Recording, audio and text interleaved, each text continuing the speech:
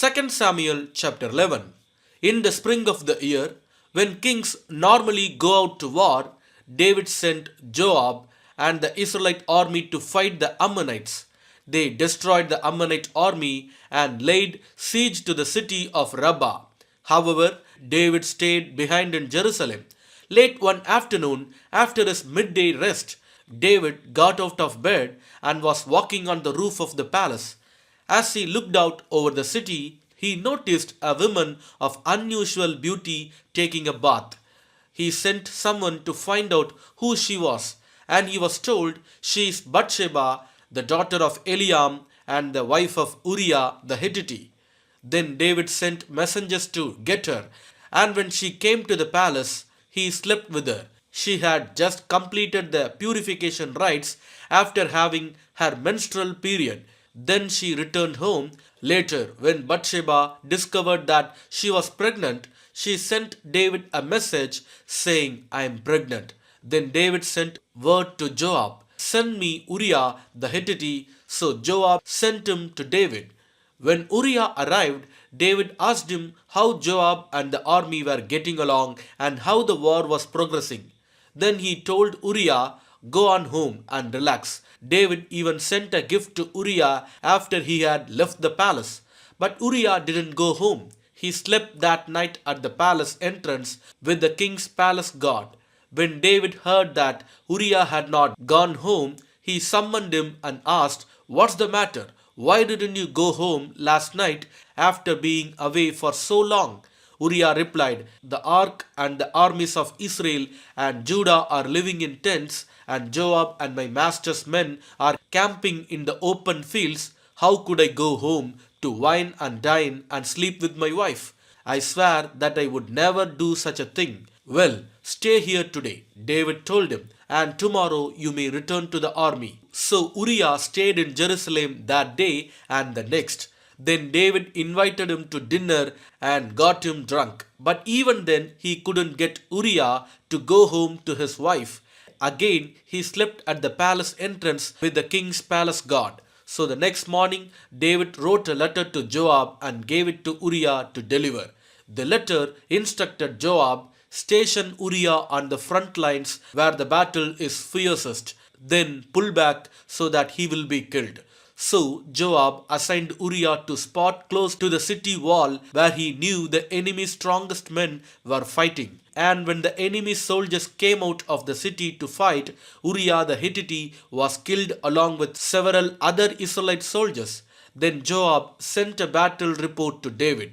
He told his messenger, report all the news of the battle to the king. But he might get angry and ask, why did the troops go so close to the city? Didn't they know there would be shooting from the walls?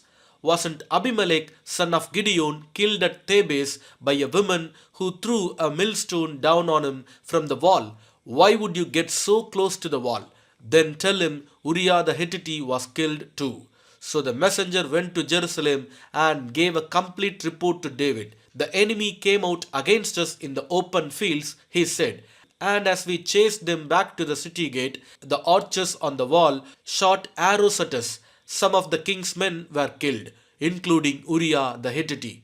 Well, tell Joab not to be discouraged, David said. The sword devours this one today and that one tomorrow. Fight harder next time and conquer the city. When Uriah's wife heard that her husband was dead, she mourned for him.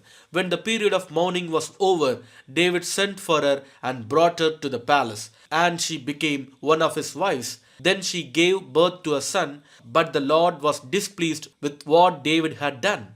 2 Samuel chapter 12. So the Lord sent Nathan the prophet to tell David this story. There were two men in a certain town. One was rich and one was poor. The rich men owned a great many sheep and cattle. The poor man owned nothing but one little lamb he had bought. He raised that little lamb and it grew up with his children. It ate from the man's own plate and drank from his cup. He curdled it in his arms like a baby daughter. One day a guest arrived at the home of the rich man. But instead of killing an animal from his own flock or herd, he took the poor man's lamb and killed it and prepared it for his guest. David was furious. As surely as the Lord lives, he vowed, any man who do such a thing deserves to die. He must repay 4 lambs to the poor man for the one he stole and for having no pity. Then Nathan said to David, you're that man. The Lord, the God of Israel, says, I anointed you king of Israel, and saved you from the power of Saul, and gave you your master's house and his wives, and the kingdoms of Israel and Judah. And if that had not been enough, I would have given you much, much more. Why then have you despised the word of the Lord and done this horrible deed? For you have murdered Uriah the Hittite with the sword of the Ammonites and stolen his wife. From this time on, your family will live by the sword, because you have despised me by taking Uriah's wife to be your own. This is what the Lord says. Because of what you have done, I will cause your own household to rebel against you. I will give your wives to another man before your very eyes, and he will go to bed with them in public view. You did it secretly, but I will make this happen to you openly in the sight of all Israel. Then David confessed to Nathan, I have sinned against the Lord. Nathan replied, yes, but the Lord has forgiven you, and you won't die for this sin. Nevertheless, because you have shown utter contempt for the word of the Lord by doing this, your child will die. After Nathan returned to his home, the Lord sent a deadly illness to the child of David and Uriah's wife.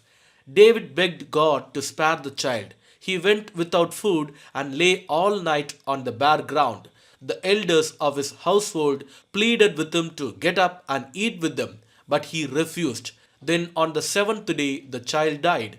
David's advisers were afraid to tell him. He wouldn't listen to reason while the child was ill. They said, what drastic thing will he do when he tell him the child is dead? When David saw them whispering, he realized what had happened. Is the child dead? He asked. Yes, they replied. He is dead. Then David got up from the ground, washed himself, put on lotions, and changed his clothes. He went to the tabernacle and worshipped the Lord. After that, he returned to the palace and was served food and ate. His advisers were amazed. We don't understand you, they told him. While the child was still living, you wept and refused to eat. But now that the child is dead, you have stopped your mourning and are eating again. David replied, I fasted and wept while the child was alive, for I said, perhaps the Lord will be gracious to me and let the child live. But why should I fast when he is dead? Can I bring him back again? I will go to him one day, but he cannot return to me. Then David comforted Bathsheba, his wife, and slept with her. She became pregnant and gave birth to a son, and David named him Solomon. The Lord loved the child and sent word through Nathan the prophet that they should name him Jedidiah, which means beloved of the Lord, as the Lord had commanded. Meanwhile, Joab was fighting against Rabbah, the capital of Ammon, and he captured the royal fortifications. Joab sent messengers to tell David, I have fought against Rabbah and captured its water supply. Now bring the rest of the army and capture the city, otherwise I will capture it and get credit for the victory. So David gathered the rest of the army and went to Rabbah, and he fought against it and captured it. David removed the crown from the king's head, and it was placed on his own head. The crown was made of gold and set with gems, and it weighed 75 pounds. David took a vast amount of plunder from the city. He also made slaves of the people of Rabbah and forced them to labor with saws, iron picks, and iron axes, and to work in the brick kilns. That is how he dealt with the people of all the Ammonite towns. Then David and all the army returned to Jerusalem. 2 Samuel chapter 13. Now David's son Absalom had a beautiful sister named Tamar, and Amnon, her half-brother, fell desperately in love with her. Amnon became so obsessed with Tamar that he became ill. She was a virgin, and Amnon thought he could never have her. But Amnon had a very crafty friend, his cousin Jonadab. He was the son of David's brother Shimei. One day, Jonadab said to Amnon, What's the trouble? Why should the son of a king look so dejected morning after morning? So Amnon told him, I am in love with Tamar, my brother Absalom's sister. Well, Jonadab said, I'll tell you what to do. Go back to bed and pretend you are ill. When your father comes to see you, ask him to let Tamar come and prepare some food for you. Tell him you'll feel better if she prepares it as you watch and feeds you with her own hands. So Amnon lay down and pretended to be sick. And when the king came to see him, Amnon asked him, Please let my sister Tamar come and cook my favorite dish as I watch. Then I can eat it from her own hands. So David agreed and sent Tamar to Amnon's house to prepare some food for him. When Tamar arrived at Amnon's house, she went to the place where he was lying down so he could watch her mix some dough. Then she baked his favorite dish for him. But when she set the serving tray before him, he refused to eat. Everyone get out of here, Amnon told his servants, so they all left. Then he said to Tamar, Now bring the food into my bedroom and feed it to me here. So Tamar took his favorite dish to him. But as she was feeding him, he grabbed her and demanded, Come to bed with me, my darling sister. No, my brother, she cried. Don't be foolish. Don't do this to me. Such wicked things are not done in Israel. Where could I go in my shame? And you would be called one of the greatest fools in Israel. Please, just speak to the king about it and he will let you marry me. But Amnon wouldn't listen to her. And since he was stronger than she was, he raped her. Then suddenly Amnon's love turned to hate, and he hated her even more than he had loved her. Get out of here, he snarled at her. No, no, Tamar cried. Sending me away now is more worse than what you have already done to me. But Amnon wouldn't listen to her. He shouted for his servant and demanded, Throw this woman out and lock the door behind her. So the servant put her out and locked the door behind her. She was wearing a long, beautiful robe, as was the custom in those days for the king's virgin daughters. But now Tamar tore her robe and put ashes on her head. And then, with her face in her hands, she went away crying. Her brother Absalom saw her and asked, Is it true that Amnon has been with you? Well, my sister, keep quiet for now. Since he is your brother, don't you worry about it. So Tamar lived as a desolate woman in her brother Absalom's house. When King David heard what had happened, he was very angry. And though Absalom never spoke to Amnon about this, he hated Amnon deeply because of what he had done to his sister. 2 years later, when Absalom's sheep were being sheared at Balhazor near Ephraim, Absalom invited all the king's sons to come to a feast. He went to the king and said, My sheep shearers are now at work. Would the king and his servants please come to celebrate the occasion with me? The king replied, No, my son, if we all came, we would be too much of a burden on you. Absalom pressed him, but the king would not come, though he gave Absalom his blessing. Well, then Absalom said, If you can't come, how about sending my brother Amnon with us? Why Amnon? The king asked. But Absalom kept on pressing the king until he finally agreed to let all his sons attend, including Amnon. So Absalom prepared a feast fit for a king. Absalom told his men, Wait until Amnon gets drunk. Then at my signal, kill him. Don't be afraid. I am the one who has given the command. Take courage and do it. So at Absalom's signal, they murdered Amnon. Then the other sons of the king jumped on their mules and fled.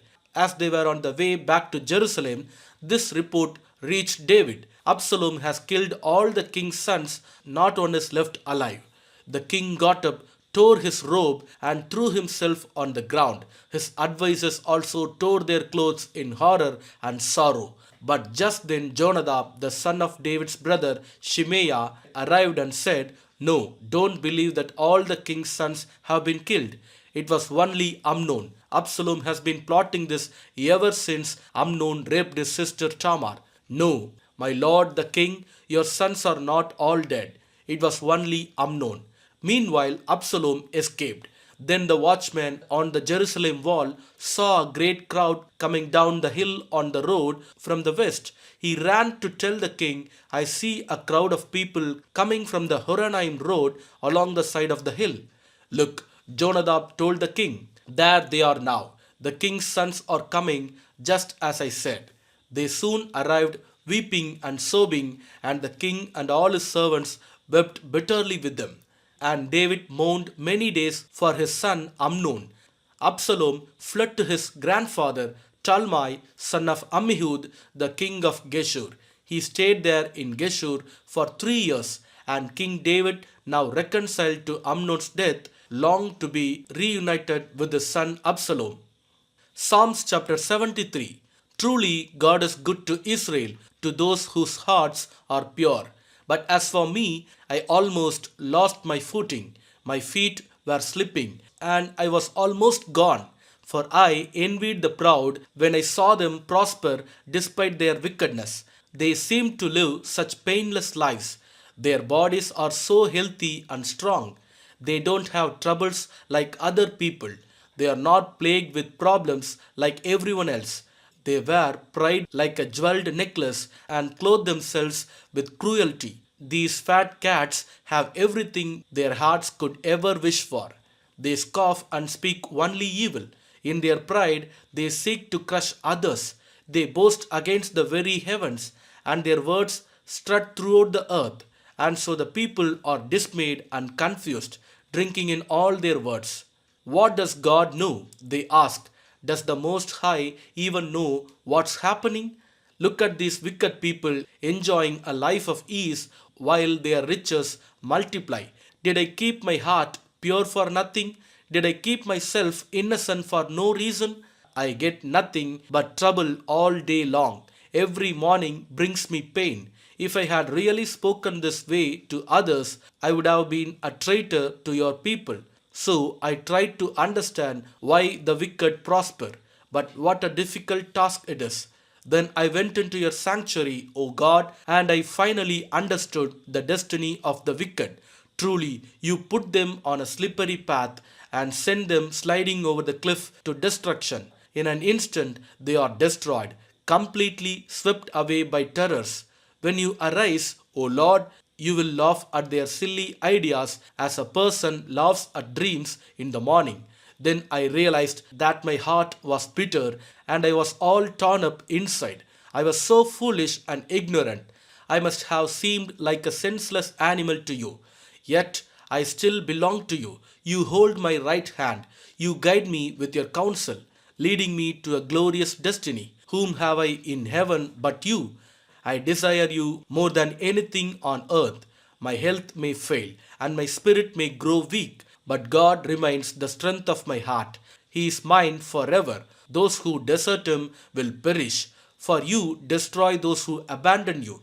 But as for me, how good it is to be near God. I have made the sovereign Lord my shelter, and I will tell everyone about the wonderful things you do. Amen.